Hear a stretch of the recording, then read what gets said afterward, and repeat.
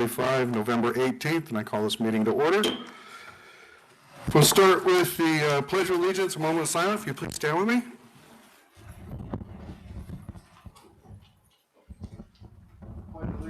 To the flag of the United States of America and to the republic for which it stands, one nation under God, indivisible, with liberty and justice for all.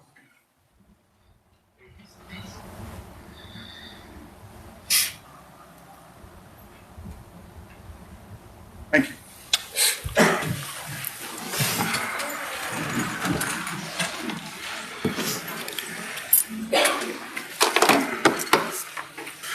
All right, item 1-2, adoption of the agenda. Do we have a motion? I move that we adopt the agenda. I'll second. Moved by Mr. Ibarra, second by Mr. Stoner. Is there any discussion? No. All those in favor say aye. Aye. Opposed? Motion passes. Item 2, board report. Do we have any members of the board that like to report on anything? Yes, we do. Oh, Ladies first. Oh, okay. Go ahead. All right. I got to go to Gila Vista November 6th with 25 other HR colleagues from all around the world, and we got to plant a bunch of trees with some of the CTE group, leadership group, AVID group, and it was just really incredible to hear the experiences of colleagues that don't quite know what public education in the U.S. looks like, and junior high students on top of that, and hearing the students learn about other cultures, languages, being able to speak Spanish to several of our Latin American colleagues, planting a tree, which I think they thought we knew a lot more about agriculture than we do. We're in HR, and that we work for an agriculture company, and so it was just really cool to see an experience, but most importantly, the students got to get exposed to various careers,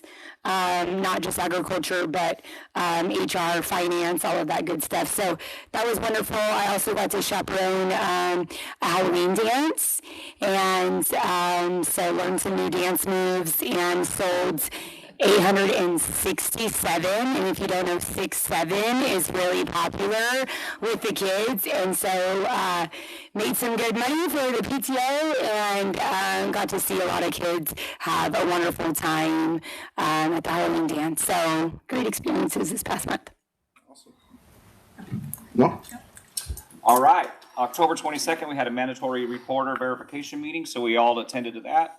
October 24th, I was at Woodard, and Woodard staff is excited and appreciative of the newly approved Behavioral Support Specialist program. Thank you for that. It's the first step with more to come in addressing and reducing classroom disruptions for a better learning environment. We also started planning what's going to be a really good fundraiser for them on January 10th. More to come on that, but we plan on raising them a lot of money for their band, their dance, and their library. On October 24th, I also went to Palm Croft's Kids at Hope, where all children are capable of success. What is it? No exceptions. That's right. And so we also kicked off Red Ribbon Week, which was really cool. And I want to say a special thank you to all you ACEs out there in our community. You are the reason, and you raise up the youth to be the future of our leaders. Children are 20% of our population, but they're 100% of our future. And so it's good to see that they're out there doing what they have to do, the teachers, the educators, and all the staff taking care of them the right way. And that was really cool to see that. October 30th, I spent an entire day with Miss Monica Gill over at her school at Palm Croft. And there's a lot going on in those classrooms. It is really amazing that she keeps herself together the way that you educators do. And I got to give you kudos for that. It's stressful, it's strenuous, it's very rigorous. You guys do a lot out there. They started with the Pledge of Allegiance, the moment of silence, and they cited the preamble of the U.S. Constitution, Kids in Hope statement. And that's what they do their morning. They start out that way. From there, they combine, and this is a combined second and third grade class, by the way, that she has to handle. But from there, the best way that I could explain her day was organized chaos, like I said. She's very organized, and it was chaotic. I was in disbelief of just the amazing stuff that she has to do and deal with on a day-to-day basis. It was pretty strenuous. She must have the eyes in the back of her head because she saw everything. She was very attentive to the students. She did what she had to do. She handled every situation like the veteran educator that she is. Even with that said, there is a great need of classroom support for her and to be able to fully be productive during the instruction time. This visit reinforced the fact that we need the recently approved behavioral health specialists in our schools to step in and handle the disruptions while the classroom continues to learn. Parents, I highly encourage you to spend even half a day showing your children, shadowing your child's teacher. I was there the full day, and I was tired at half the day. So I'm going to tell you, just if you have the time, go sit down with your student in the classroom with the teacher and see what they actually have to deal with. I think you go home with a whole different mindset. They had 30-something kids in there in that classroom. It was a lot. And again, just kudos to you teachers, you educators out there, because you're really doing a good job with what you have with our kids in those classrooms. And that's all I have. Mr. Barr? Yes. On October 21st, I visited Price Elementary School at YPG. School principal, Ms. Johnson, gave us a tour of Price. I would like to thank Tanya Wright for donating school supplies to the school. Ms. Lagunas was also there visiting. I met with the office staff, Don Marie, who is the school secretary, Christina Harris, who is the school librarian. I also met with ASTA teachers, the spotlight teacher, Brenda Finley. She teaches the 4th and 5th grade class. I visited Mrs. Metz's kindergarten classroom. Excellent job. She rarely sits down at her desk, and she's always engaged with her students. I visited Mrs. Corral's classroom. She teaches a 3rd and 4th grade class. This classroom has a pet lizard named Opie. The school loves him. This is the only military base that I've been to, being a veteran myself, where the burros that live around YPG come right through the front gate to visit the facility. And they just walk around and they own the place. I just hope they don't walk on the runway. But I've never seen anything like that. I also met Ms. Claudia Fierro. She is an art teacher. She also works at O.C. Johnson, another example of the dedicated teachers we have at the district. I was also very impressed with the teacher, Christina Hall. She teaches 1st and 2nd grade. She was teaching indefinite pronouns. Can you imagine that at 1st and 2nd grade? Great job. We also attended an award ceremony in the school cafeteria. It was nice to see the military families who serve on the base are able to attend this ceremony with their children. It was a quarter honor roll and lunch with their loved ones. Finally, I would like to recognize Price's school custodian and grounds crew. He does both jobs. His name is Luis Encinas. This gentleman lives in Somerton, works the 6 a.m. to 2 p.m. shift. He drives all the way from Somerton to Desert Mesa to clock in for his shift. He picks up the district vehicle along with equipment and supplies, including fuel for the vehicles that he uses as a grounds crew member at Price. And he drives to YPG to work. Wow, that is just some dedication that we have here. Also last month, as Mr. Jeff Stoner mentioned, we visited Palm Cross for the Tunnel of Hope, and I plan on visiting Palm Cross Elementary School with Ms. Monica Gill's class. And tomorrow I'm visiting Price again, because they're having a Thanksgiving event. And I also wanted to mention something from the heart.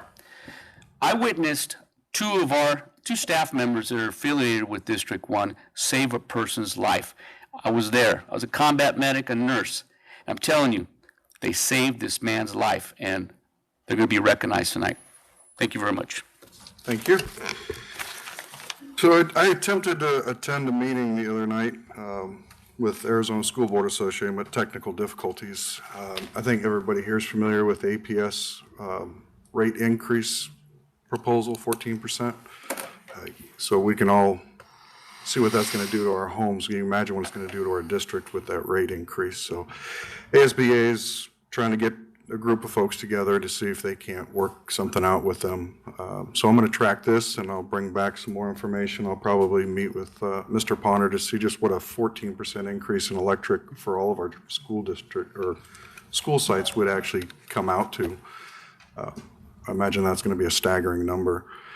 They did bring up that one of the other electric companies did a rate increase, but then decreased it for the school.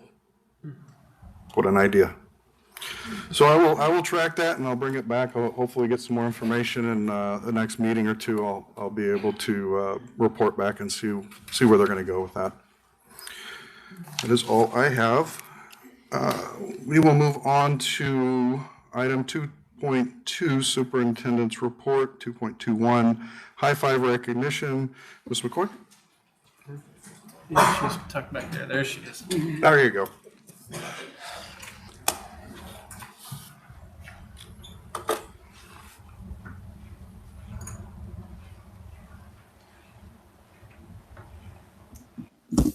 Good evening, Mr. President, governing board members. I'm happy to fill in for Mr. Munoz this evening to present our High Five awards to our 5 fantastic,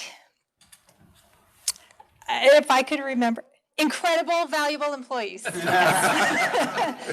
So first, we have a recognition video for our employees this evening.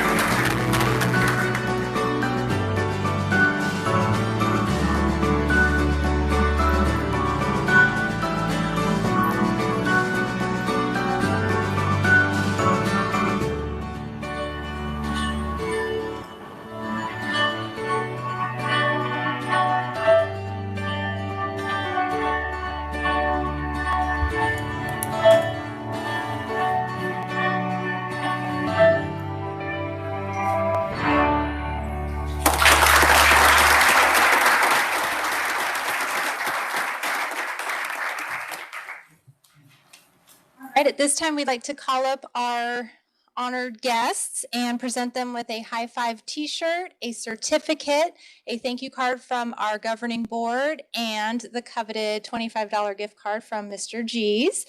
If we could give a round of applause to Mr. G's for always supporting our program.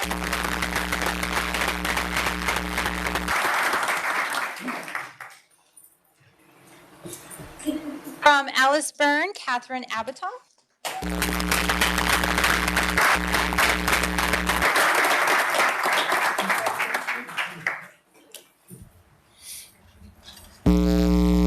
From Woodard, Sarah Connell.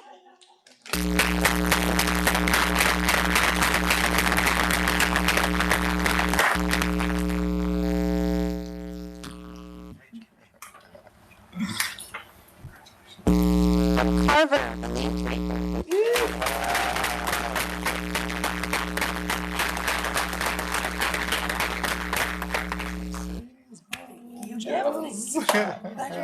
Oh, absolutely. From Maintenance, Floyd Moisier.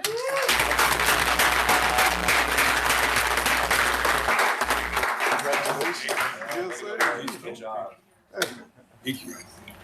And one of two celebrations tonight for Lucretia Salcido from Sunrise.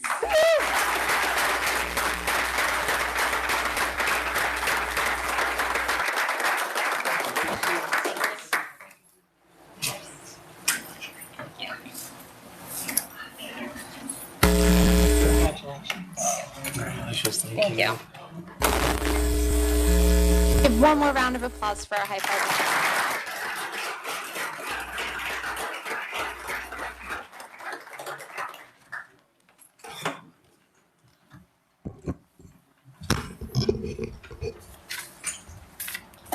All right, moving on to item 2.2.2, donation recognition, Mr. Ponder.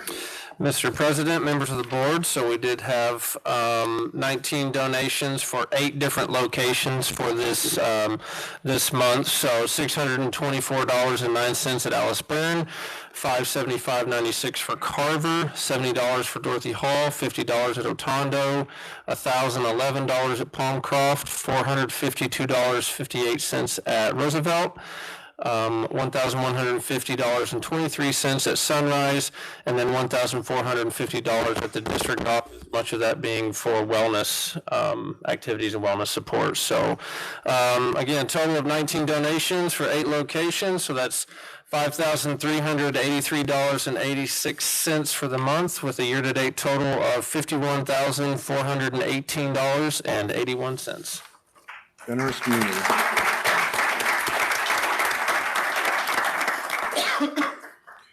All right, moving on to 2.2.3, art recognition, Mr. Ponder.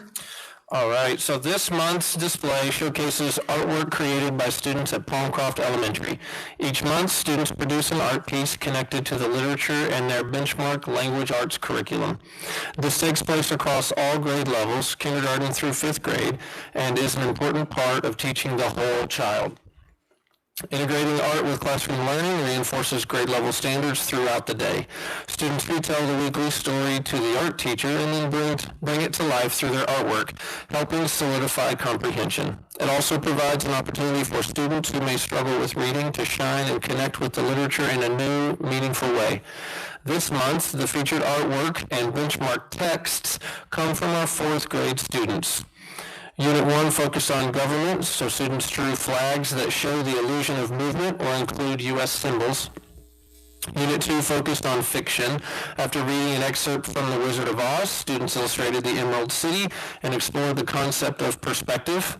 And Unit 3 focused on poetry. Students read nature-themed poems, including Birches by Robert Frost, and created birch tree artwork while studying light and shadow. Thank you. All right, moving on to item 2.2.4, 4, employee recognition. Mr. Ponder.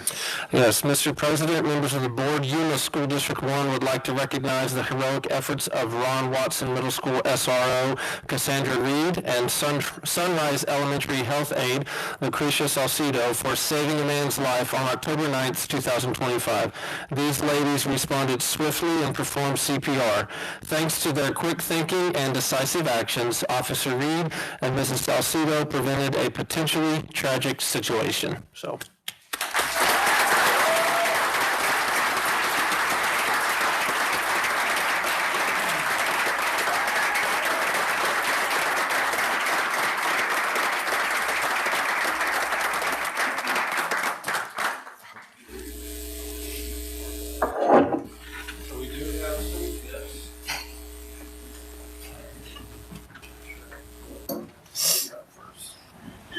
All right, so the first one is Officer Reed.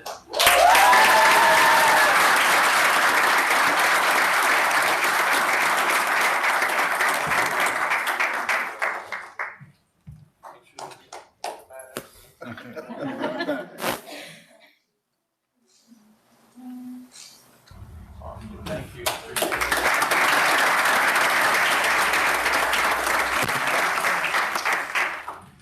And next, Ms. Salcido.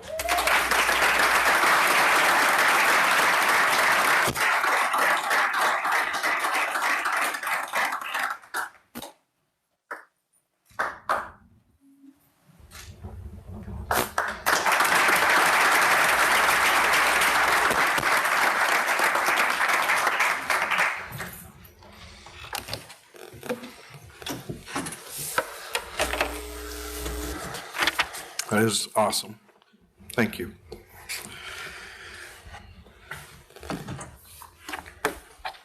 Item 2.2.5, recognition of excellence in finance reporting. Mr. Ponder. As the board is aware, public school districts are held to exceptionally high standards of accountability and transparency in their financial practices and reporting. I am pleased to share that Yuma Elementary School District Number 1 has been awarded ASBO International's Certificate of Excellence in Financial Reporting for the fiscal year ending 2024. This prestigious recognition marked a significant accomplishment and underscores our ongoing commitment to transparency and high-quality financial reporting. For over half a century, ASBO International's Certificate of Excellence in Financial Reporting has been the gold standard in promoting and recognizing excellence in financial reporting. This is according to the ASBO International Executive Director, Jim Rowan. Communicating the financial and economic state of a district is so important when engaging with the school community and building their trust. Districts that receive the COE award have demonstrated their ability to do that at the highest level. Tonight, we are proud to recognize our Director of Budget and Finance, Mrs. Jamie Walden, for her continued excellence in financial reporting.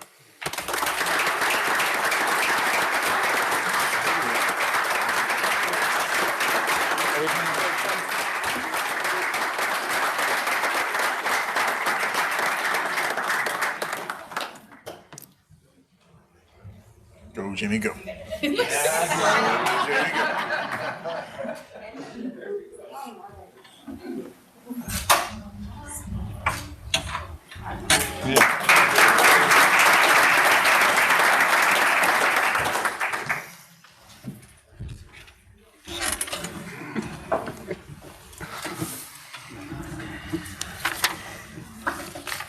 All right, item 2.2.6, recognition of excellence, A and B schools. Mr. Ponder.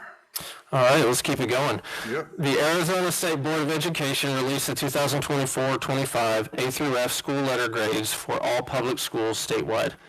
This report provides information about student achievement, student growth, and other key academic indicators. We applaud the efforts of our students, teachers, parents, and school leaders to accelerate the learning of our students in District 1. Yuma School District 1 proudly recognizes the student growth and achievement reflected in the report. We congratulate the 8 schools that have achieved an A or B letter grade for the 2024-25 school year. So A school would be James D. Price Elementary. We'll get the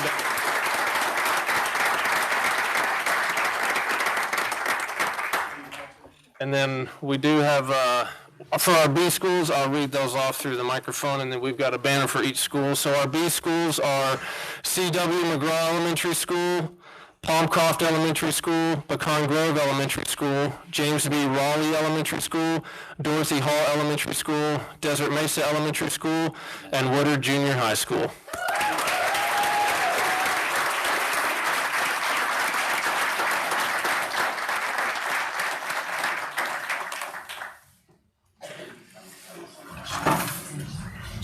We're out of the way for a while.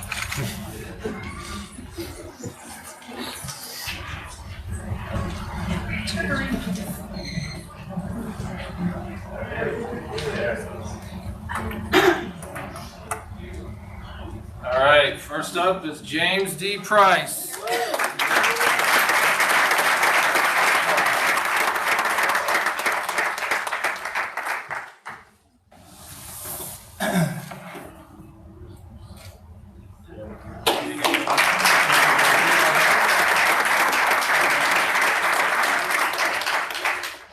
Thank you.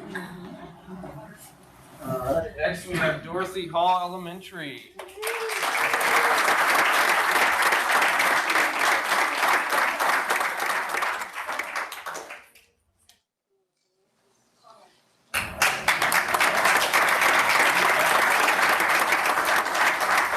They're bringing it up already. Look at that.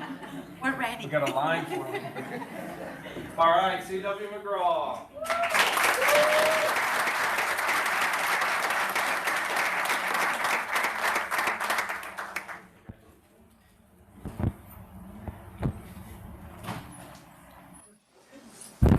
Next, the Woodard Bees.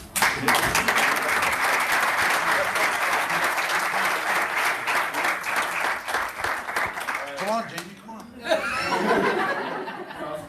There we go. Give my slim side.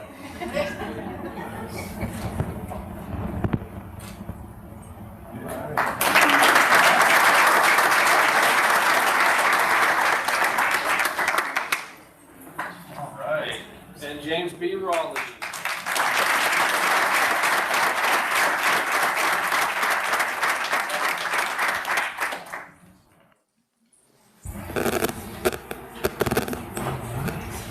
How are you? Good. All right, Palmcroft Elementary.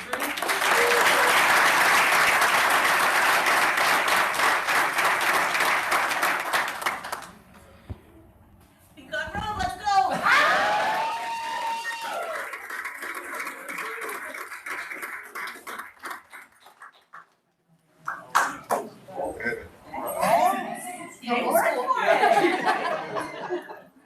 Everybody have to scoot over, right? White fence. Yeah. You want me to lay down in front? Make some room. Everyone in? Not even. We're tall.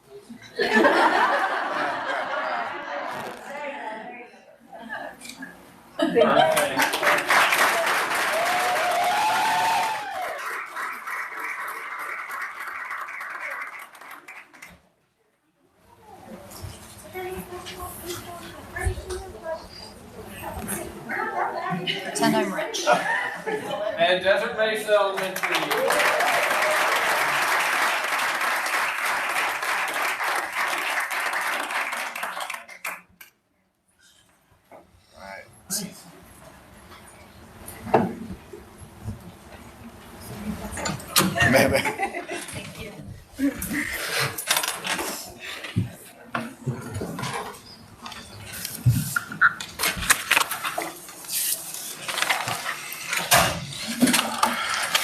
All right, that was a lot of great recognition for the last 15, 20 minutes. But at this point, those of you that came just for that fun, if you want to take this time to leave, or you can stay for the rest of the exciting meeting, you're welcome to stay or go now.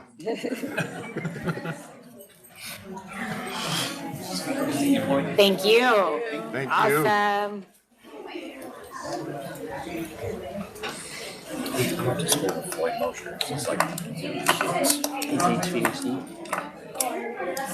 Did you sign jobs? What's that? Yeah, and then we've got The tall one. Get to our names. That's the goal. The what? Add more names to it next We year. always do banners. Oh, yeah. Before we painted, they were hung around. Then once we painted, we took some colors and Very nice. 15 years ago.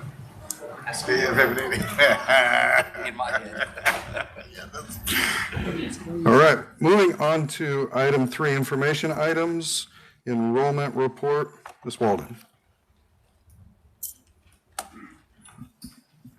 Mr. President, governing board members. If you look at your enrollment report, you'll see that we've changed a little from the 40th day count. We're now at just 0.91% lower than last year, which is great. So we're moving in the right direction. Just a reminder that the budget was built on a 1.5 decrease, and we're not at that, so that's good. Any questions? No. All right. Item 3.2, district financial trends. Ms. Walden. Okay. Okay, so not much has changed from last month. We're just well within the budget guidelines that we need to be in at this time. Just a reminder that next month I will bring the revised budget, which will include the rollover from last year. We talked about that with the AFR, how much money is left to roll over. So that will give us a better picture of what we really have to spend for this year. Okay, any questions? Thank you. Okay, thank you. Item 3.3, behavioral program update. Mr. Costa.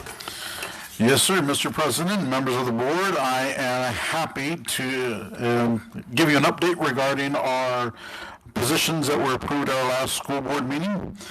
Since that time, we have had our schools apply. We have scanned through those and made a determination in identifying our top 5 schools who will be the pilot locations for our program, and that is Desert Mesa, O.C. Johnson, Raleigh, Ron Watson, and Woodard would be our 5 first initial pilot schools.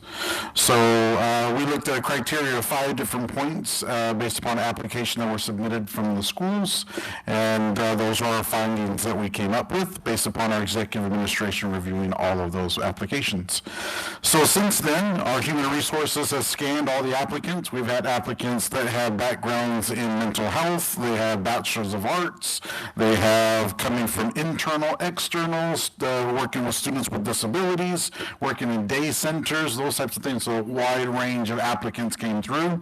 Our human resources have identified our top 8 candidates that all of our principals who are participating as pilot schools will be working with Mr. Luciano and Ms. Lagunas as they scan through and identify who are those top candidates that we'd like to offer a recommendation for hire for our next school board meeting.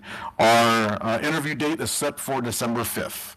So that's where we're hoping to be able to find 5 of those candidates that we believe should be recommended for your consideration for approval at our next board meeting.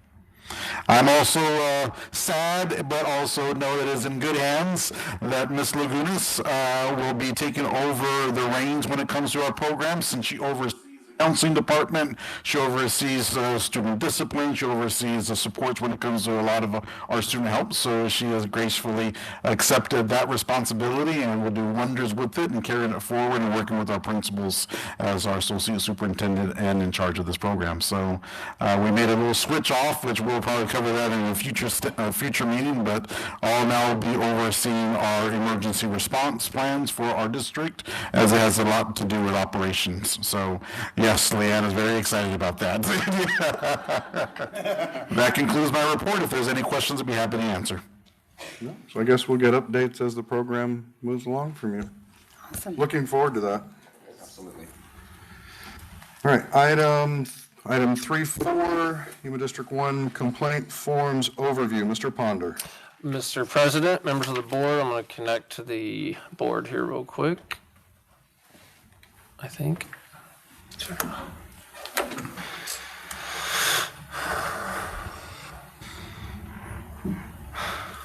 All right. One of the screens has like the volume toggle on it. You touch it, it's Oh, David, can you just touch the screen? That might make that go away, hopefully. Outstanding. Oh. Thank you. All right. Technology. So what we'll go through initially is just what forms you can find on our website. And then I'll go through the ASBA website and how to search on that real quickly. So very similar to Google, you can search that and find lots of different things based on keywords that you're looking for.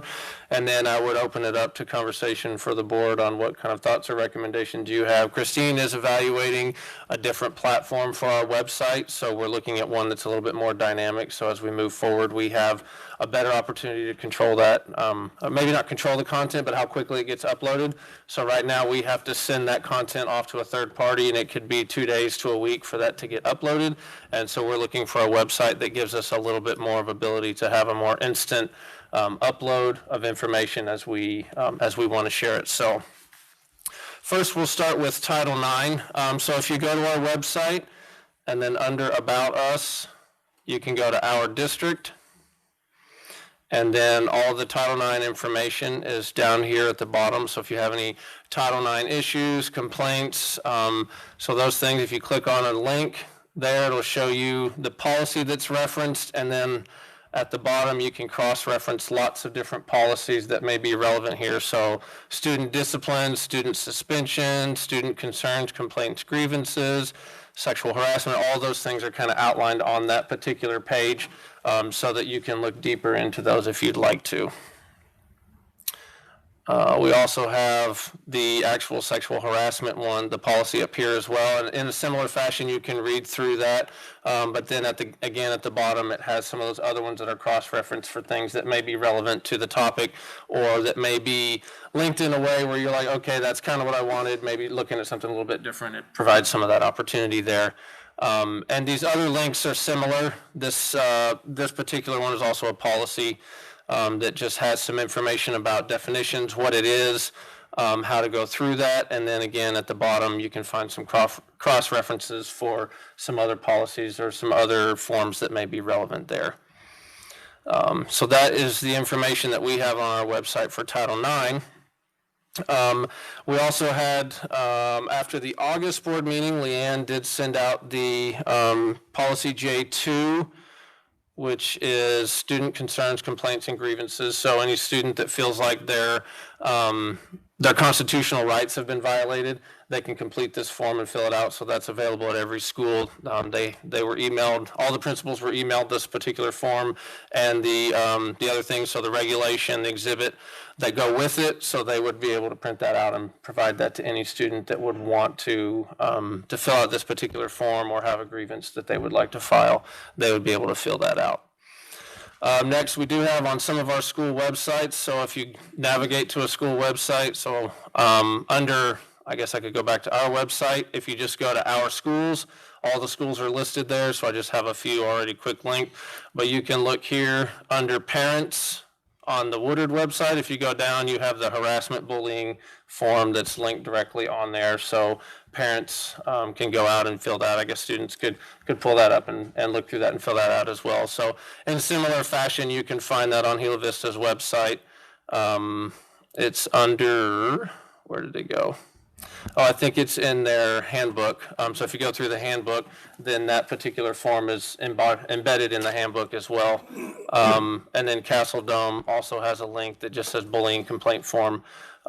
So we're going to go through, especially as we transition and look at more of the availability of those forms as well. But some of those forms are quick link available on each website in that fashion. And then real quick, I just want to go through our ASBA policy. So if you go to Google and just type in Policy Bridge, and then just the very first one, ASBA policy. So that's the organization that governs our policies. When that pulls up, so usually what I do, I just scroll all the way to the bottom, and then when you come back up just a little bit, you'll see View Public Policies.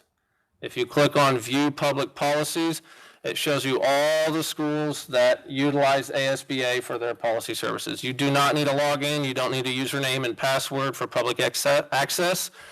So then we're at the bottom. So just scroll down to Yuma Elementary, and if you want to search just hours, all you have to do is click this box here, and then it knows only search the Yuma Elementary policy. And then in this search bar, you could type something, so you could put complaint. I've already searched for that, so if you hit complaint, it'll show you all the policies.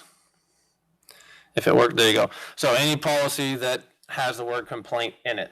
Or if you want to be more specific, let's look, you could look at maybe sexual harassment, if I can spell.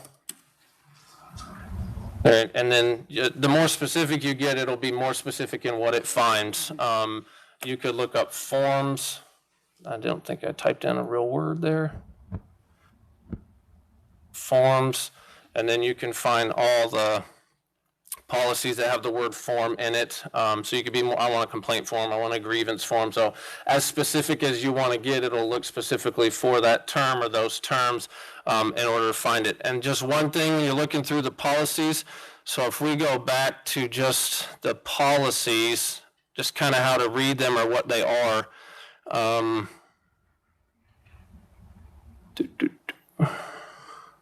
So this is a kind of a good example. So when you're in here and you see like JB and that's it, that's the policy. JB is the policy. Then when you see JB-R, that's the regulation. So regulation is kind of how to use the policy or what the policy is used for or how to navigate the policy. And then if you see any kind of an E at the end, that's an exhibit. So maybe a document or a form or something else that you can use to submit or file. Then that's what those different letters would represent. So, but that's kind of where our forms are housed. And so I know there was some conversation about putting the forms on the website, and we could certainly, do that if that's what the board wishes. The only recommendation I would have there is maybe a link to the form in this policy, in the ASB policy area, just because this is always going to have the most up-to-date legal form that exists. So if we take it out and then put it on our website, we have to constantly make sure we're updating the web page based on any legal things that might change. So it would be easier to link here so that you're always getting the most up-to-date legal document that exists. So, but that's kind of how you can navigate or find the forms that exist in our district. So I'll open up the floor for any thoughts or comments or questions. I appreciate that, and I learned something. I didn't know about the box limiting the search, so you can imagine the scrolling and clicking and scrolling and clicking and downloading.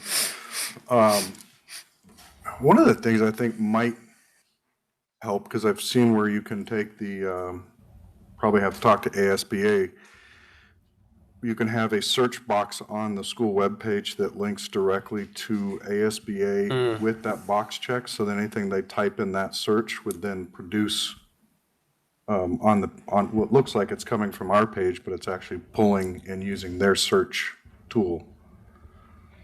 So I think you can set it up where that box is pre-checked, and then we just have a search bar, and then it just pulls it up, so that's one less page to navigate to. Okay, gotcha. If you can see if that's something that we can do, but Sure. To me, that sounds like it stays up to date when we make policy changes. It's not creating a bunch of links for people to have to search through. They can just type right in the search bar, Yep. brings Takes up them the straight to list, scroll through it, find what they want, and that not just for forms, just any of our it. policies. Any policies, yep. Right, so that opens that door, window in there. So anybody have any comments? Yes.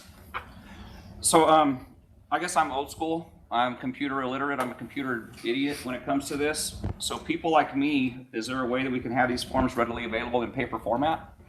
We can certainly have, I guess the question I would be is maybe which ones, because it would, maybe not all of them. Do we want to have all the entire manual? So maybe some guidance on what forms should be in paper form at the schools would be helpful for sure. I guess to address some of the things that I've been dealing with parents, with some of the public, is more or less the complaints of grievances, let's say, or like you said, bullying. There is a complaint form for the facility. There's a complaint form separate for the teacher or for the student. I would like to see those, number one, and I don't know if, do you, when students are enrolled into our school, do they receive a welcome packet? Do you want to speak to that?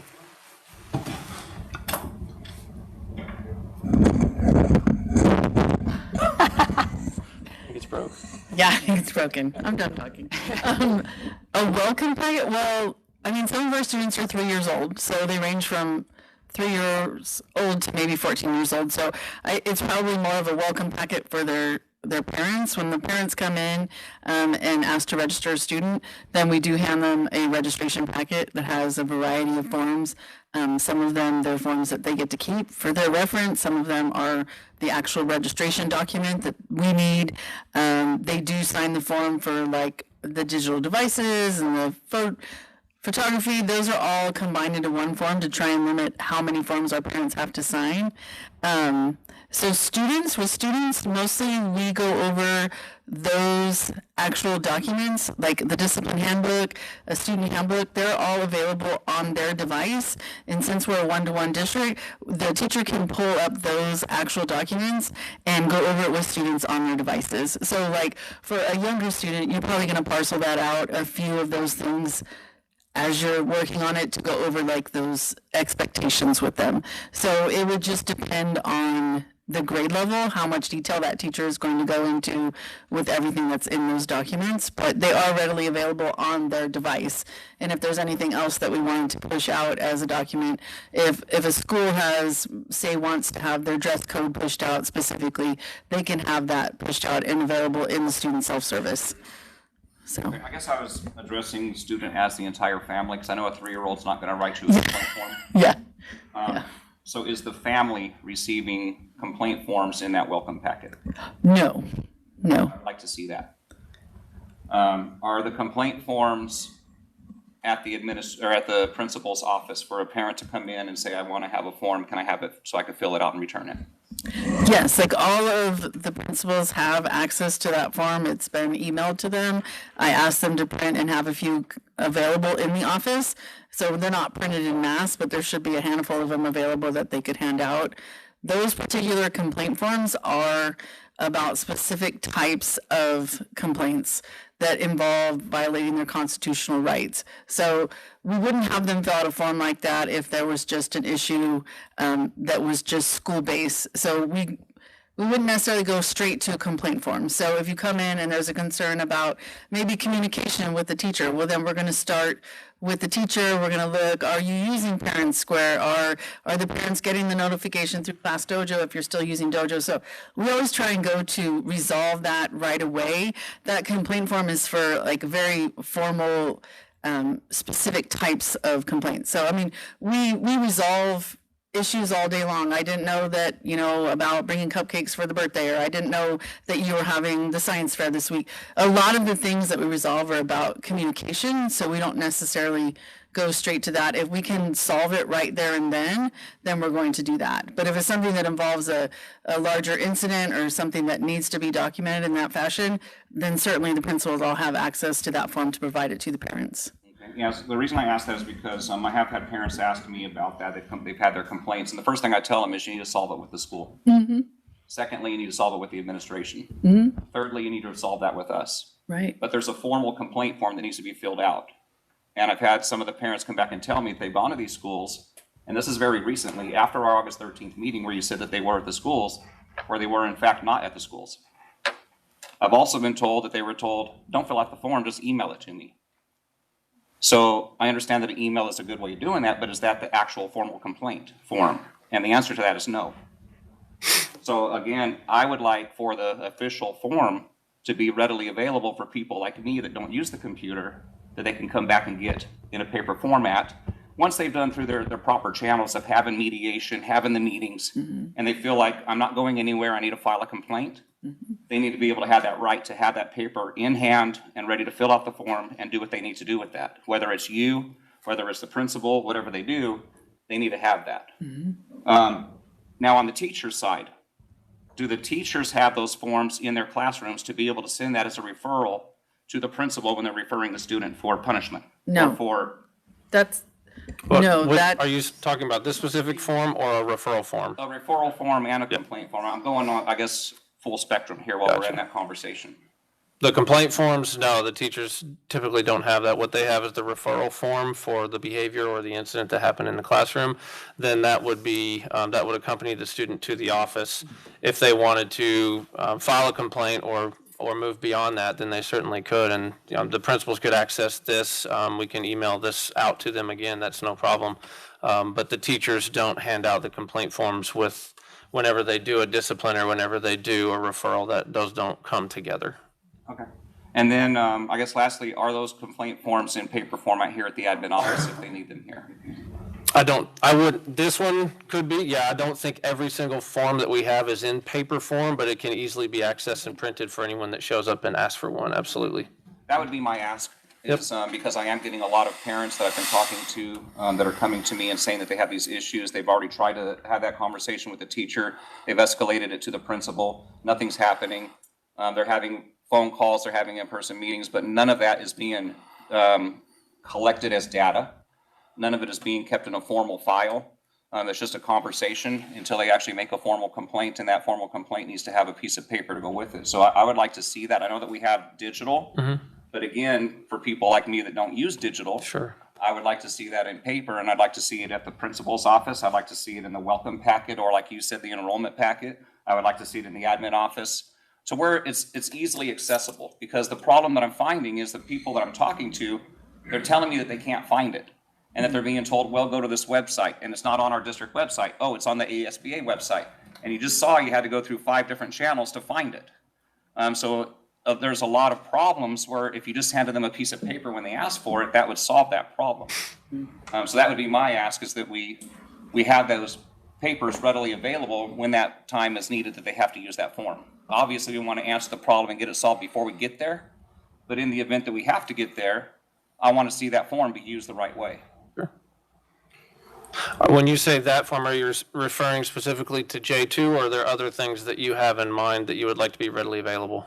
I'm just talking more about complaint forms, the grievances, the complaint forms. If the parents have to file a complaint, if the student needs to file a complaint. I'm not talking about the 900 pages of policy. Right. Can you talk a little bit about examples? You don't need to use names, but I guess for clarity, as a parent in the district that has had readily accessible, whether it's behavior of my child, referral to the principal, and or if there's any other issues, I've been able to find it. So what types of complaints or grievances are the majority of these examples? Like, what are they? So it's been a teacher yelling at a student, a teacher putting their hands on a student trying to do after-school facilities and not being able to do that. We've had other issues with parents that are trying to support their student. They're saying, and like you said, I can't go into names unless we go into executive session. Schools, I'm not going to name out the school. I'm not going to name out the principal or the teacher or anything like that. But I can tell you that these problems are happening and they are coming to me talking about it. Yeah, I'm just interested in the one-offs of these, that what in an effort to create an environment of problem solving is in those situations as a board member, we've made a commitment to be that connector to Dennis, to Miss Lagunas, and how can we better support those parents and walking them into that space to say, you have a valid complaint or concern, how can we bring you to the table? In my experience in those conversations with parents and members of the community, I've been able to rectify a lot of them, and there have been some that they chose not to go into the problem solving, and so that's a concern to me as a board member when they want to jump to one stage without going through the proper channels. And so I guess for me, and this could be, I don't need to be involved in this, but from a district administration to you as a board member that's getting, people are feeling safe enough to go to you, which is great. But how can you be that connector to Dennis and to Leanne to say, hey, I have this parent, and is this actually the whole story? How do we support them so they feel heard, and we actually create that environment so they can come and have that conversation? Because I wonder how much of it is just a lack of communication to what Ms. Lagunas was talking about, and some assumptions that are made because of things that are being posted. So I guess I'm just trying to problem solve here. You know, what is it that's going to be best for our parents, but also that we're making sure the whole picture is being really looked at before we solve the problem. So maybe you can help be that. I agree with you 100% that we are not the first stop. Yeah. It's between the parent and the teacher is the first stop. And that's been noted. That's been told. You need to have that conversation. They've had that meeting, and that meeting didn't go well. Then they had the meeting with the principal, and the principal's meeting didn't go well. And so they are taking the proper steps. They're not coming straight to me and I'm trying to solve the problem. I'm trying to direct them back. I'm trying to redirect them that you need to go through these steps first. And if the teacher isn't going to satisfy you, if the principal's not going to satisfy you, if the admin's not going to satisfy you, then you come to us and come to the problem. I have had emails to Mr. Ponder about a couple of instances that we've already had in discussion. And some of those things are still going on today. So we are going through the proper channels. What is the answer to that? How do we solve that? Is that the teacher and the parent have a better relationship. And if that doesn't happen and the parent has to go to the principal, then the principal needs to step up and take care of what's going on inside of their house with their classroom or with their school. And if that's not being solved, and I'm not saying that the parent is right 100% of the time, but obviously something is happening if they're saying this and they're stomping their feet about it and they're pulling their kids out of school because of it. Something needs to be taken care of, and there has to be a two-way street of communication 100% to solve the problem on both sides. But again, they're coming to me, and when I try to send them through the proper channels, and then the end result is, look, fill out these complaint form, and they go to the school, and the school tells them that they don't have it, and they have to call the admin, and admin has to email it to them, or they tell them, we don't have it, just send us an email.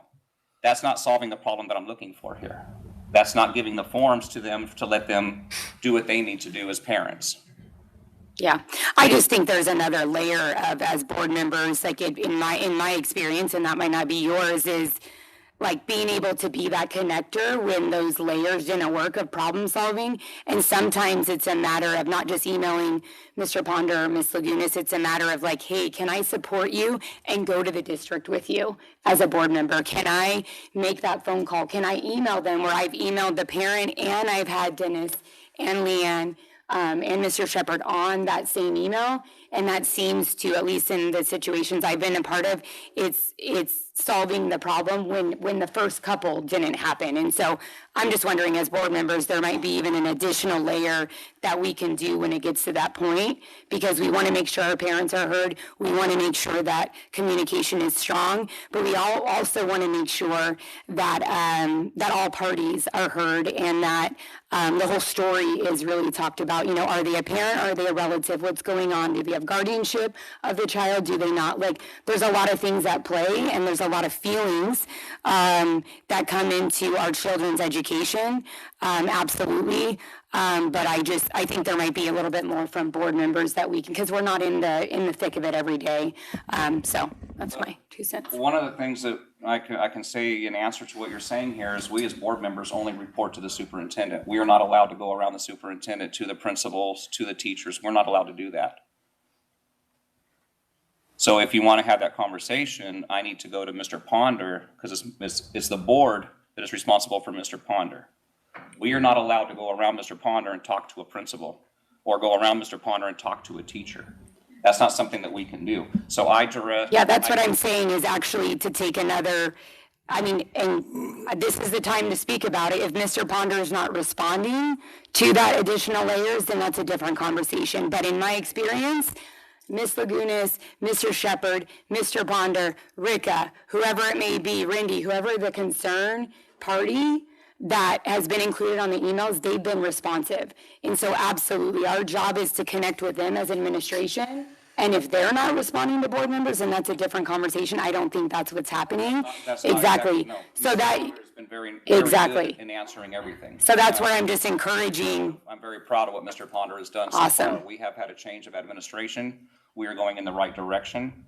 And you have done a great job. I am 100% behind you on everything that we do, but that's why I direct everything to Mr. Perfect, Ponder, that's because exactly what I don't said. go around him to a principal. I'm not going around. Yeah, I did not say anything about the principal and teachers. What I'm saying is, when we encourage people to problem solve at the lower level and then it does not, based on what they're saying, it did not work, the next step that we can do versus just sending him there is, how can I help be a support with Mr. Ponder and you? How do you need me to go with you to Mr. Ponder or to the district? Like, I just think there might be a additional hand-holding and additional support with those families.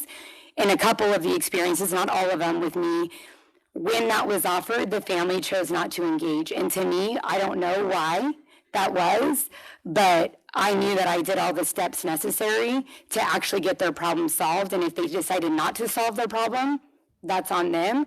But I've created the space and feel good about the environment that I was able to do and the communication I had with the leaders. So that's just some potential, I think, opportunities for us as board members to continue that fight and to continue that advocacy. Yeah, I appreciate that input.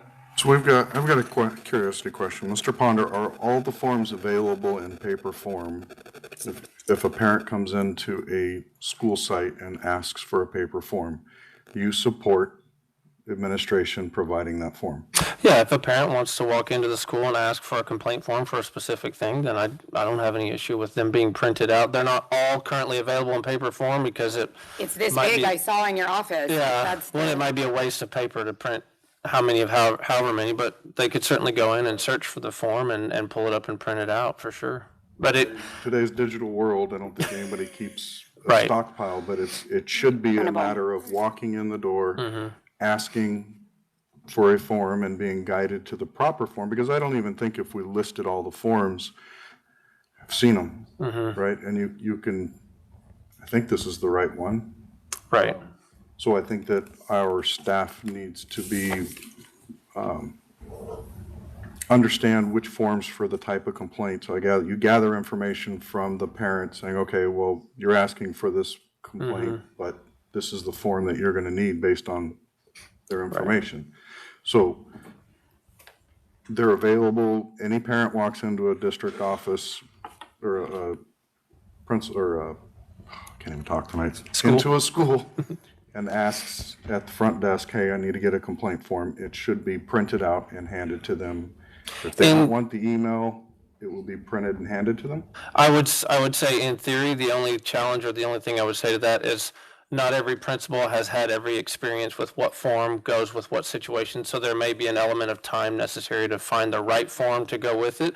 But as long as there's an adequate amount of time given to find the right form, then that form can be printed and produced, yes. Your basic bullying and harassment should be one that would be Yep, immediately should be fairly printed. easy to However, access. If you ask about something that's not been used in Right. our time, it might take a little bit, but those. The bullying common one ones- should be fairly easy to commonly come up used with, forms yes. Should be. Is that, what you're asking for is that form is in paper, available to the parent in paper at the school site itself? Yes, absolutely. At the school, I would like to see it, like I said, in the welcome pack or the enrollment pack when they enroll, that there's just the majority, the ones that are used the most, I would say. And if I need to wait until next month meeting, I can come back with a stack of what I think should be in there. It'll take, I'm not gonna be able to do it right now tonight, but I can go home and I can print out the ones that I think should be the ones that obviously should be in there. There's some pretty obvious ones that should be readily available that are not. And I think that they would like to see it in the welcome packet or enrollment form, whatever you wanna call that. I would like to see it at the principal's office readily available. I'd like to see it at the admin office readily available, just in case if they, if they just want to come in and get it in person or in paper, that they can do that. Like I said, I'm not looking for 900 pages. And there's not 900 pages of complaint forms either. Sure. There's policy forms, yes, but there's certain complaint forms that should be readily available. Now, do they have to have a stack of them at the school? Necessarily, the answer could be no. But like you just said, the principal should know which form to be able to get, and the principal has the right to go into the policy and print it off and give it to them as long as that parent is leaving with something in hand when they ask for it, instead of being told that they don't have it or telling the parent, you go to the website and you find it. They shouldn't have to do that when they're coming to the school asking for it. Those are the things I'm just trying to point out, that there's no reason why a complaint form should not be readily available when, I mean, first of all, we want to stop complaints. We want to be able to get the answer, get the resolution before it goes there. Right. But in the event that it does go there, that form should be readily available and not be something that they have to ask for and be told, well, we don't have it, you need to go find it, or it's on this website and it's not there, it's on the ASBA website, you have to go through 5 different links to find it. It's becoming difficult for them to find it, and it shouldn't be that way. Right, that's why I'm hoping that the search box that is directly linked, so you go to our, and that excuse me, that search box can be duplicated on the individual school sites if it's something that ASBA will allow to happen. I agree with that 100%. You know, we do need to have it digitally, but again, for people like me that aren't so digital, I would like to see a piece of paper. Right, so it sounds like we have that, but as far as making the list, we'll have to move that to an action item to go through the list of forms for all of us to review and discuss and vote on. Okay. For the list of that. I'll bring those ones next month. Well, if you can put together something to send to Mr. Ponder, so you have the, Agenda item on it. yeah, the agenda item, list of where you forms. want the items, the forms to be available, then we can make a list to go through that list. And it might all be overtaken by that search box, Right. if that's available. You know, all I ask is that the parent gets what they ask for, because they're coming to me Right. telling me that they're not getting that. Right. And it is a problem. And so if, Yeah, Mr. Ponder has agreed that any parent walks into a school site, they should be able to walk out with a form, provided it's one of the more common ones. If it's something they have to call back and ask Luciano or Mr. Ponder about what's the form for this particular situation, that's understandable right. because of the quantity. You don't want to give them the wrong form and then restart everything with the parent, Yeah, right? I don't- 100%. And I feel some of this, if I can just interject quickly, just great points, and I just feel some of this could be expedited if a parent comes to a board member and they express their concern of not being able to get that form. To me, that's a call to Mr. Ponder immediately or Secretary Monica and say, this parent called me, we need this form. They're going to be on their way over in 10 minutes to come get it. Yeah. Right? Is that something that could, I think could be expedited, and it could be done within 10 or 15 minutes for the parent, or please have it ready at the school site. The parent's going to be there by the end of the day. Right. My hope is If that they that wouldn't works. have to come to me, that they'd be able to solve that at their own school before they had to call me or see me and say, hey, I need to talk to you. Right, right. And I think that too, maybe one contact at each campus, if there's a principal secretary that's been trained in how to navigate. This site ASBA and the policy bridge is difficult. It's many pages, and I understand also the concern not having a printer at home. I can't print. But if there would be, I would say, one person that would be trained at each campus level and or at the district, and I know to go see the principal secretary and I can ask for this type of form, and that secretary then has been trained on what forms that would be readily available and be able to print. Again, to think we owe expedite that. it, I right? think we owe Just it pick to up the our phone parents. and, yeah. So we got 2 items on there. One is the list of readily available forms and where you want those outside of the front office at the campuses. The second one would be, I would add to that the training so that the administration, whoever is that point of contact at the school site, gets that. These are the general forms in their application, so they're providing that information and able to print it for them. So we want to put that on the December. It's December, right? Gosh, already? How many weekends till Christmas? The Christmas meeting? Yeah, I know, this year's gone by. So is that, everybody's good with that? Path forward? Just wanted a question, real quick question. Mr. Ponder, Ms. Lagunas, as always, we would provide translation for our Spanish-speaking parents, correct? With these complaint forms. As always, district will have. So entonces, si tienen una queja y se quiere resolver, por favor, vengan aquí a la oficina del distrito, el superintendente y la subsuperintendente les va a ayudar con sus problemas. Gracias. Both of the policies, the bullying policy and then the student grievance policy, are both listed in the district discipline policy book. So that is in the handbook that goes out to parents, that they receive a copy. When school started, we sent them all a copy through Parent Square. We also have it available like in every digital way, like through ParentView, they can access that. I think the only thing, rather than putting it in our registration packet, we could probably just add it into the handbooks, because both of the policies are there. It's just the exhibit, the actual form is not there. So we can just add it into our book rather than putting it into every, I think, registration packet, that it would just be easier to slip into, this is our policy and procedure book. And for the bullying one and for the student complaint one, we could just insert that into our discipline policies and procedure book that everybody receives when they register at school. So everybody gets access to that.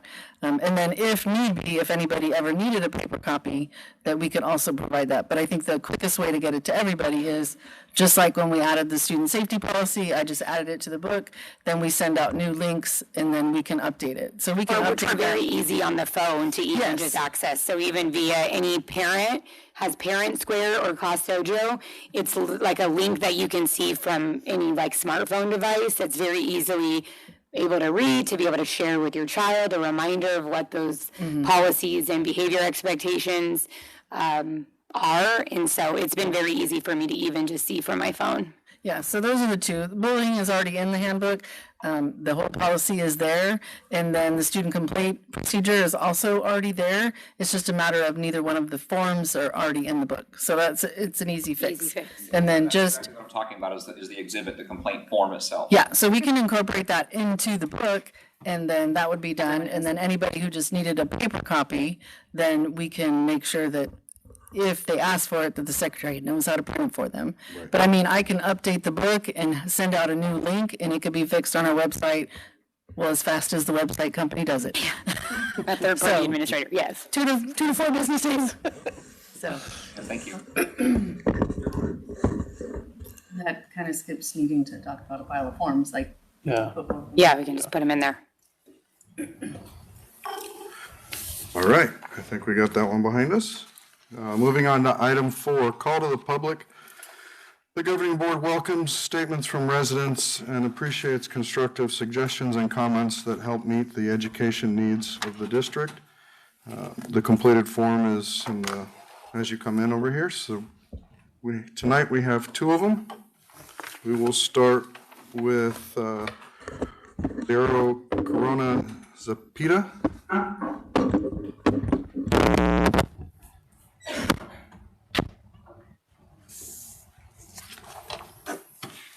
Good evening. First of all, I wanted to say thank you for your efforts in working on putting the policies and complaint forms onto the district website. The ASBA is not user-friendly. I've navigated myself. I'm pretty computer savvy, and even myself, I had a challenge trying to find the correct policies and forms. So I really would encourage you to have those posted on the district website and make it readily available for parents where it says complaint forms, making it easier for us to know where to go. Considering we have a very large Hispanic population, have you considered making these forms bilingual? Because I feel it's so much more different to have somebody translate to you what the question is versus what it actually means. Sometimes the meaning does get lost in translation. So in my opinion is we do have a large Hispanic population and some of the parents do not speak English. So that would be something that I feel is important for the district to consider going forward. So today I'm here to actually talk about complaints. So on September 22nd, we filed a formal discrimination equal opportunity complaint against the district regarding the treatment of our daughter with a disability. It has been 58 days as of today, far beyond your 30-day policy stated here on AC-R. And to this point, we have never received a response and no resolution. This is a district violation. This is a direct violation of your own policies. And I feel it's unacceptable. If you cannot follow your own policies, how do we expect the district to follow them? fail to uphold your own policies, it sends does a dangerous message to families and the entire district. The lack of communication and action in our case honestly has been appalling.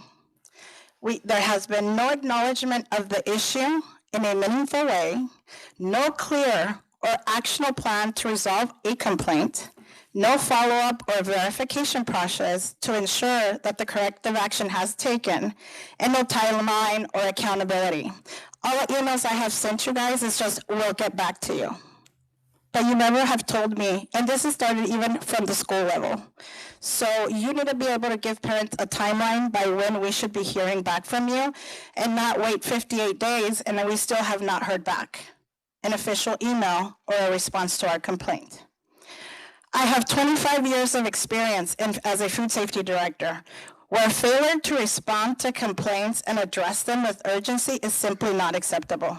And I'm dealing with leafy greens. In education, where we as parents entrust you with our children's future, this lack of accountability is harmful. So the board is responsible for the district's actions, as you guys mentioned earlier. So if you cannot ensure your own policies are followed, then you are failing in your leadership duties. This needs to change. I am asking for immediate action, accountability, and a plan for resolving this matter, and for you as a district to reassess how complaints are handled and moving forward.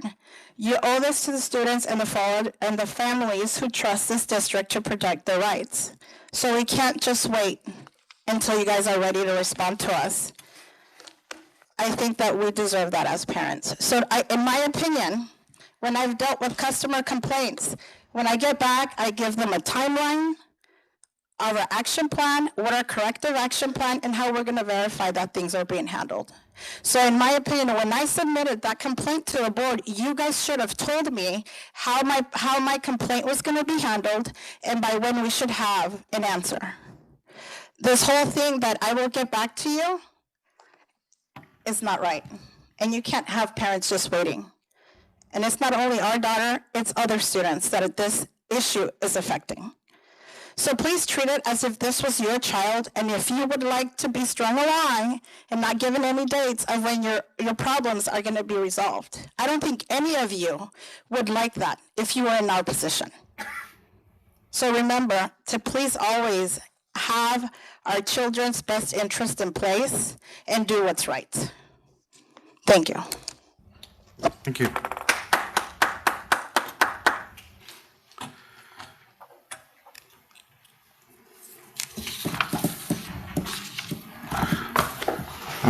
Irma Felix?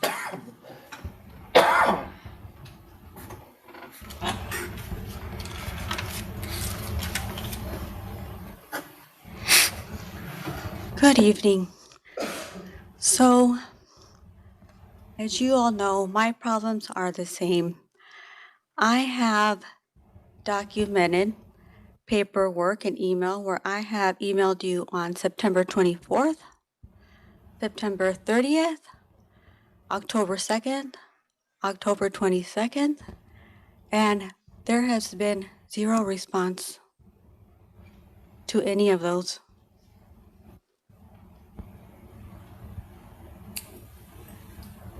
What does a parent do when this board demonstrates that they don't care? And these are valid concerns that parents have.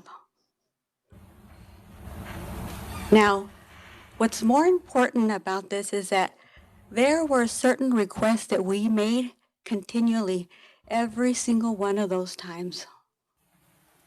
And those were requests that should never ever be denied to any parent. Those are inherent liberties that we have. If we request a due process and a third party, we are owed that. That is something you can't deny, Superintendent Ponder. We have requested that from day one. That is abuse of power.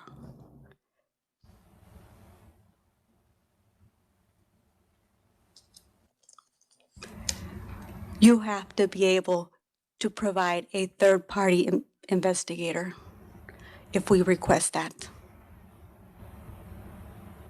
Thank you. Thank you.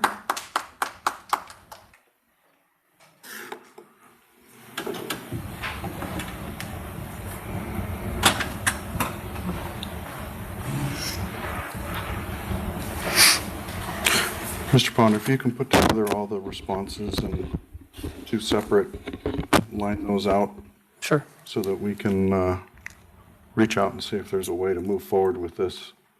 Sure. We've got responses, I just don't think that we're connecting. Yeah, sure. So, thank you. And I know there's a number of them, so I'd like to have something maybe in, well, next week's Thanksgiving, but I'd like to see something of that by Thanksgiving to the board so we Okay. can all see that, Sure. the correspondence.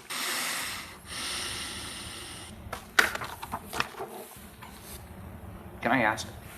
No, That's a discussion. you don't get to do that. I'll leave it as is.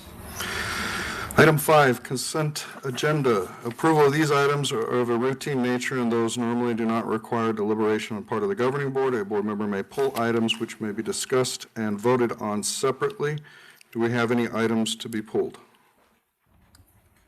No? So we have a motion? Mr. President, I motion that we approve the consent agenda as written. I'll second. All right, moved by Mr. Stoner, second by Ms. Rico. All those in favor say aye. Aye. Aye. Opposed? Motion passes. All right, on to item 6, action items. Consideration to approve Director of Exceptional Student Services, Mr. Ponder. Mr. President, members of the board, so the process for the selection of the Director of Exceptional Student Services started with an announcement that the district was seeking an outstanding leader for the vacant position. First, the applicants had to complete the following items: an electronic application, a cover letter, and a resume. Top applicants were asked to participate in the interview process. Phase 1 of the interview process included the applicants giving a 30-minute presentation to different groups. The groups included staff from Exceptional Student Services, in addition to leaders from across our district. Phase 2 of the process included the final interview committee asking a set of formal questions and reviewing a writing prompt. The final interview committee included the following individuals, so teachers, principals, coordinators, and other leaders throughout the district. After careful deliberation and a thorough discussion of each candidate's qualifications and fit for the position, the interview committee is pleased to recommend Erica Jimenez. Ms. Jimenez currently serves as the Director of Preschool and brings 25 years of dedicated service to education. She has done a remarkable job transforming our preschool department into a highly effective and highly rated program. She has a strong vision to rebuild and enhance the ESS department. Therefore, it is the administrative recommendation that Erica Jimenez be approved by the governing board as Director of Exceptional Student Services effective the 25-26 school year. Excellent. Do we have a motion? I would love to move to approve Mrs. Erica Jimenez as the new ESS Director for Yuma School District 1. I second. All right, moved by Ms. Rico, seconded by Mr. Ibarra. Is there any discussion? There being none, all those in favor say aye. Aye. Opposed? Motion passes.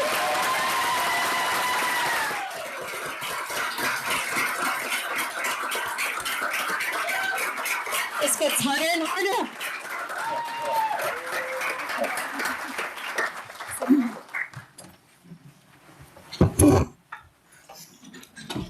Good evening, Mr. President and members of the board.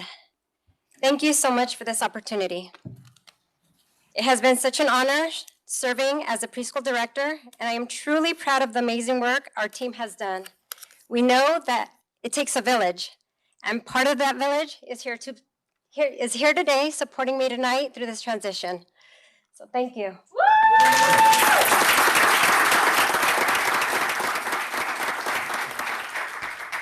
As I step into the role of Director of Exceptional Student Services, I am excited to bring my 25 years of educational experience and focus on strengthening our Exceptional Student Services Department. I will work hard. I will do my best. And together with our staff, families, and the leadership team, we will build strong systems, support our educators, and make sure our students have the support they need to succeed. I also want to thank my family that's here tonight. They know that they may see less of me in the next year or so. And I want to thank you for your trust in me. Thank you.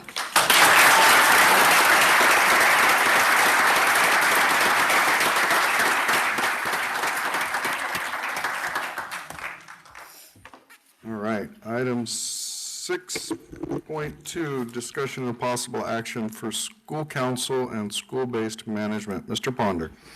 Mr. President, members of the board, pursuant to ARS 15-351D, the governing board shall determine the initial number of school council members. The minimum number for the council is 5, with 1 representative from each of the following categories: parent guardian of pupils enrolled in the school, teachers, non-certified employees, community members, pupils if the school is a high school, and the principal of the school. Policy CFD states that the purpose of the school council is to provide input for the creation of curricular and instructional strategies and designs that meet the unique learning needs of the students served at each school. This shared decision-making shall not supersede board or superintendent decision-making responsibilities unless waived by the board. So just some things to consider. 5 is the minimum. You can look at a tiered approach for schools that have maybe more students.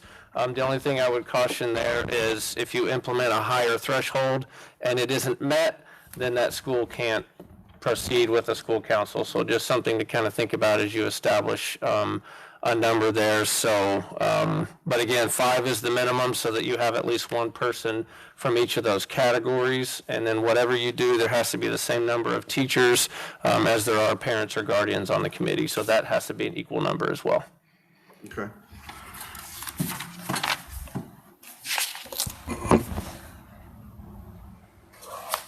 So there are a couple of things that I wanted to bring up before we put together a motion, if you will, informational here. So currently, we're going to be asking teachers and paraprofessionals or employees of the school, because these are done after school hours, so it's going to be a volunteer status, right? So an unpaid, right? So I think we've talked a little bit about this, and you're looking for a path to be able to find some sort of compensation. Yeah, we're working with legal on what options we might have there. Yep. And I think that's a fair thing to do, is compensate. I mean, they have their normal day. We pay them for any other training activities, and this is mandated by the ARS. So I don't think it's right to ask them to volunteer their time, and we probably won't. I mean, we've got a great committed staff. We'll probably still get people to volunteer, but I think we should compensate that, or at least bring that to the board to review. And so the minimum, because we're not a high school, is going to be 5 members on the council, and the council can then assess their, if we set a standard of one person per position, the council then can decide what the size of that council needs to be based on the student population. Yep, or any other metric that they deem appropriate, yes. Right, I mean, just on the surface, you look at 50 students in a school versus 900, representation probably should be up to that council to decide if they need to grow. Yep. Okay. Yep. So the minimum's 5. Is that something we want to push forward on voting to do 5? And if we can compensate, that's, I think, a wise decision. Does anybody have any recommendations other than that? Working school council would provide parent, staff, and the community clear and organized way to raise concerns and work together to resolve issues. So that's something that's positive about that. Right. Something that they could monthly, each school, not every school, but one school or two schools have a member report to the board on their progress and how they're doing? Yeah, we could certainly schedule that I in. mean, even if it's, I don't mind doing it during the board meeting, but if they wanted to put together monthly. Part of the weekly report, but you only do it once a month or once report, every other so we month don't that you a- have. You know, we're not putting people on the stand, but they're more than welcome to come to the board meeting if they want to get on the informational or something. But I think getting feedback, this is a new thing. I think the board should stay apprised of what they're doing so we understand this council better. So that way, if they come in and say, hey, we need to increase size or whatever they need to do, we've got that information and that history with them. Well, and they, from what I understand, they wouldn't come to the board to ask to increase size. They can do that on their own, just to make sure that there's clarity there. The initial number is set by the board, but what happens after that is totally up to the council. Okay. Gotcha. And I think to the piece earlier is creating an environment, and Mr. Ibarra said that right now, of problem solving within the local school first, and then you have representation of appropriate staff as well as family member and, Community member. yeah. So, Okay. so the recommendation is, do we have a motion then? Yes, a motion that we have a working school council and also a motion to compensate any employees that have to stay over, of course, with the approval of legal. So I make that motion. With the 5? With the 5, yes, with the 5, and let them individually determine according to size of schools, of course, Price being a smaller and Otondo being a larger. So, yes. And just to clarify, they can't go below 5, just so you guys know it has, yeah. They can't elect to go below that. It has to only go up. Yes, sir. Yeah. Thank you. I'll second that. All right, any further discussion? No. No? All those in favor say aye. Aye. Those opposed? Motion passes. All right. Item 7, future agenda items. Do we have any at the moment? No, we have one from earlier today. We have 2, I think you said. Trying to find it. Oh, gosh. Well, you're going to put together the motion for the policies forms, correct? Right. And So- then you had something to back, there was another one that I believe you had. APS? No. Let me go to 3.4. My memory that short? Okay, there was one action item about the complaint forms, another action item about admin training on the forms. Right, that can be one, That's one item. Oh, okay. You can make Yeah. that one item. It's all about one I thought you action. had it as 2 separate. Yeah, no, it can be all lumped together as a single because it's, the same topic. Okay. so other than that, nobody has anything. And Mr. Stone, you're going to put something together for Mr. Sheldon.